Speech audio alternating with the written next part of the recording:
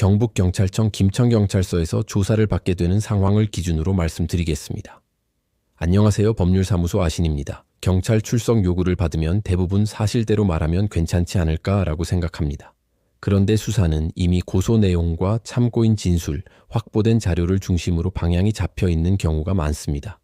그래서 조사실에서의 말 한마디보다 조사 전의 사건을 어떻게 정리했는지가 훨씬 중요합니다. 형사사건은 죄명보다 쟁점이 다릅니다. 절도는 점유와 고의, 성매수는 대가성과 인식, 성범죄는 진술의 일관성과 객관적 정황, 보험사기는 자금 흐름과 공모 관계가 핵심입니다. 본인은 충분히 설명했다고 느끼지만 조서에는 일부 표현만 남습니다. 말이 안 나오죠. 그런데 그 한 문장이 전체 취지처럼 읽힐 수 있습니다. 그래서 사실관계 시점 증거를 나눠 진술 구조를 먼저 설계합니다.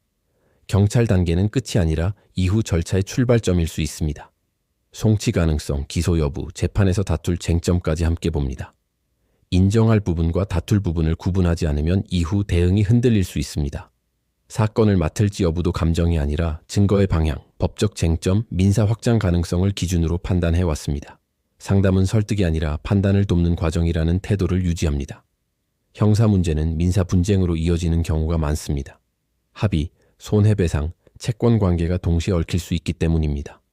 그래서 소송 결과보다 실제 회수 가능성을 먼저 따집니다. 재산조사, 가압류, 강제집행까지 이어질 수 있는 구조인지 점검합니다. 판결만 있고 집행이 되지 않으면 현실적인 해결이 아니기 때문입니다. 부동산 분쟁이나 전세 사기 사건은 계약 구조와 권리관계를 함께 검토합니다. 공인중개사 자격을 바탕으로 계약서 문구와 등기 흐름을 동시에 봅니다. 가사 사건 역시 감정 대응이 아니라 장기적인 이해관계를 중심으로 설계합니다.